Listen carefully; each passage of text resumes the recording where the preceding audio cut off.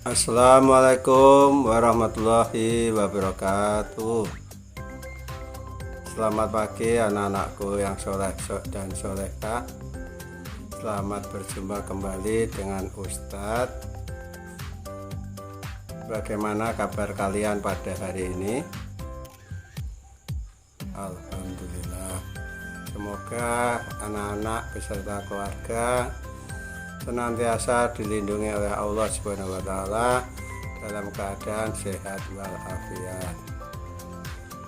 Anak-anakku semuanya, sebelum pembelajaran kita mulai, mari kita baca Hayabina Nabda Tarsana Bikiratil Basmalah.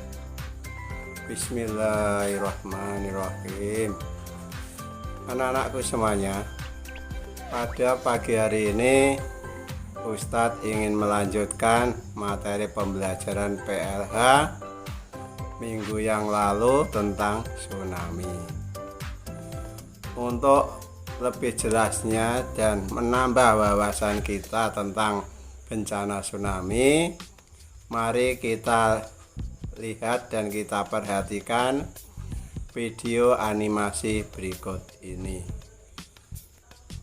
Indonesia, negara kepulauan dengan sejuta keindahan yang menyandang gelar Zamrud Khatulistiwa. Di balik keindahannya, ia pun menyimpan teka-teki yang mendebarkan sepanjang masa. Dalam kurun waktu hampir 20 tahun terakhir, Indonesia mengalami 5 kali bencana tsunami. Tepatnya, 2 kali terjadi secara berturut-turut di tahun 2018, yakni Tsunami Palu dan Tsunami Selat Sunda. Setidaknya dalam 1 dekade terakhir, tsunami menyebabkan kerugian ekonomi yang cukup besar, serta menyumbang korban yang paling banyak. Lalu sebenarnya, apakah tsunami itu? Mengapa ia bisa terjadi? Menurut peneliti LIPI, tsunami adalah gelombang laut yang besar dan cepat serta bersifat merusak yang diakibatkan oleh adanya gangguan atau perubahan pada dasar laut maupun kolom air laut. Di Indonesia, tsunami yang terjadi disebabkan oleh 2 hal. Yang pertama, karena letak Indonesia yang berada di Pacific Ring of Fire atau cincin api Pasifik. Ring of Fire adalah daerah pertemuan lempeng bumi yang saling mendekat, yang mana pertemuan lempeng ini menyebabkan terbentuknya deretan gunung api dan gempa bumi, serta longsoran bawah laut yang lahir dari gempa atau aktivitas vulkanik. Penyebab tsunami yang kedua adalah jatuhnya meteor ke bumi, yang berpotensi menghasilkan tsunami dengan kekuatan yang besar.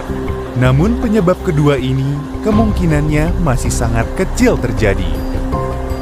Tsunami bisa terbentuk karena aktivitas vulkanik gunung api yang berasal dari longsoran material dan piroklastik yang meluncur ke laut.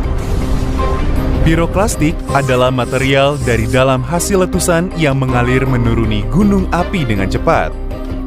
Konon katanya, aliran piroklastik ini dapat menuruni lereng dengan kecepatan melebihi 100 km per jam dan suhu yang bisa mencapai 700 derajat Celcius. Di samping itu, lateral blast juga bisa menjadi penyebabnya, yakni tekanan tenaga meletusnya gunung ke air laut. Berikut adalah daftar gunung berapi berpotensi tsunami yang masih aktif hingga saat ini. Gempa bumi yang sering terjadi di Indonesia pada dasarnya diakibatkan oleh lempeng kerak bumi yang terus bergerak secara perlahan, yang disebut dengan lempeng tektonik.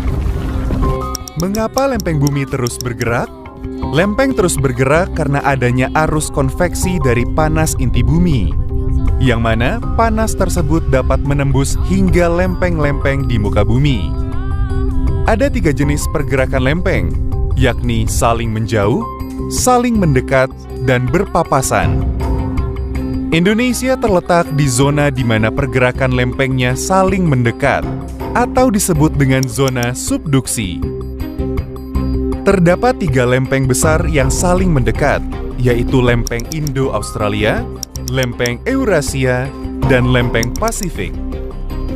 Pergerakan lempeng yang secara terus-menerus ini melahirkan hampir 300 patahan atau sesar aktif di seluruh Indonesia. Dari sinilah, jika terjadi gempa tektonik di bawah laut dengan magnitud yang kuat, maka peluang tsunami terbentuk akan semakin besar. Ketika sesar ini mengalami gempa, ia bisa memicu pergerakan gelombang air laut, sehingga menyebabkan perpindahan volume air secara besar-besaran menuju daratan yang dekat dengan pusat gempa. Gempa bumi dan tsunami memang tidak bisa dipisahkan dari Indonesia. Tanpa adanya kejadian alam tersebut, bumi pun tak akan hidup. Berdasarkan referensi dan hasil studi para peneliti LIPI, didapatkan perkiraan ulang tahun tsunami besar dari gempa dengan kekuatan MW lebih besar dari 9, yakni untuk selatan Jawa akan terjadi tsunami besar setiap sekitar 700 tahun sekali. Dan untuk bagian barat Sumatera, terutama sebelah barat Aceh dan Sumatera Utara, akan terjadi setiap sekitar 550 tahun sekali. Jarak jangkauan tsunami yang hendak menyapu daratan pun tidak terbatas.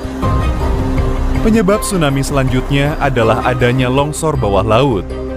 Longsor bawah laut ini bisa terjadi karena adanya gempa di dalam laut maupun adanya sesar daratan aktif yang kemudian memicu terjadinya longsor dan menimbulkan tsunami. Dari serangkaian bencana tsunami di Indonesia, pemerintah berkewajiban melakukan mitigasi bencana agar bisa meminimalisir jumlah korban dan kerugian ekonomi. Sudah ada beberapa peraturan pemerintah yang mengatur tentang mitigasi bencana.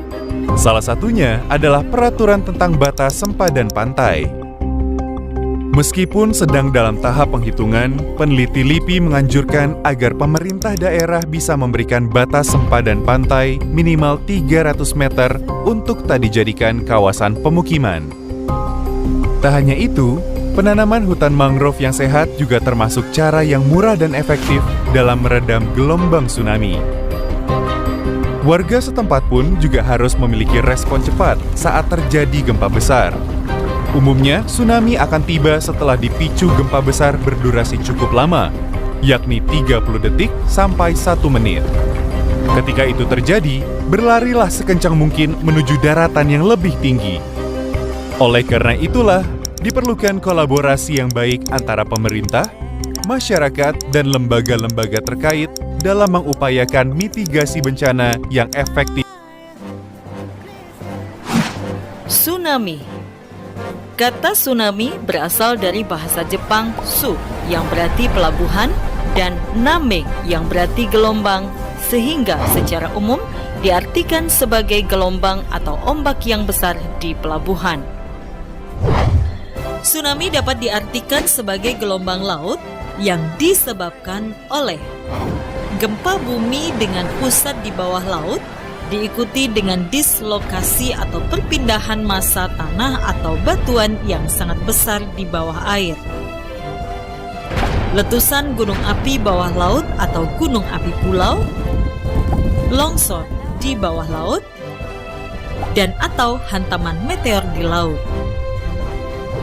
Tanda-tanda akan terjadinya tsunami adalah: pada umumnya, di Indonesia didahului dengan gempa bumi besar dan susut laut. Terdapat selang waktu antara waktu terjadinya gempa bumi sebagai sumber tsunami dengan waktu tiba tsunami di pantai. Di Indonesia, tsunami dapat terjadi dalam waktu kurang dari 40 menit setelah gempa bumi terjadi. Gelombang air laut datang secara mendadak dan berulang dengan energi yang sangat kuat. Gempa bumi di bawah laut penyebab tsunami memiliki kekuatan gempa atau magnitudo lebih besar dari 6,8 skala Richter dengan kedalaman pusat gempa tidak lebih dari 70 km dan pola patahan adalah sesar naik turun. Upaya pengurangan resiko bencana tsunami dapat dilakukan dengan pembangunan sistem peringatan dini tsunami, pembangunan tempat evakuasi atau shelter di sekitar daerah pemukiman, pembangunan tembok penahan tsunami pada garis pantai yang beresiko, penanaman mangrove, serta tanaman lainnya di sepanjang garis pantai untuk meredam gaya air tsunami. Meningkatkan pengetahuan masyarakat lokal, khususnya yang tinggal di pinggir pantai tentang tsunami dan cara-cara penyelamatan diri terhadap bahaya tsunami. Segera melapor secepatnya pada pihak berwenang jika melihat tanda-tanda akan terjadinya tsunami. Segera naik ke tempat yang tinggi, pegunungan, atau gedung yang tinggi jika melihat tanda-tanda akan terjadinya tsunami. Beritahu orang-orang sekitar dan ajak serta ke tempat yang tinggi. Jika sedang di dalam perahu atau kapal di tengah laut dan mendengar berita dari pantai telah terjadi tsunami, jangan mendekat ke pantai, arahkan perahu ke laut. Gelombang pertama biasanya disusul gelombang berikutnya. Pastikan gelombang telah benar-benar mereda sebelum turun ke daerah yang rendah. Lakukan pertolongan pertama pada para korban. Kenali ancamannya, kurangi resikonya.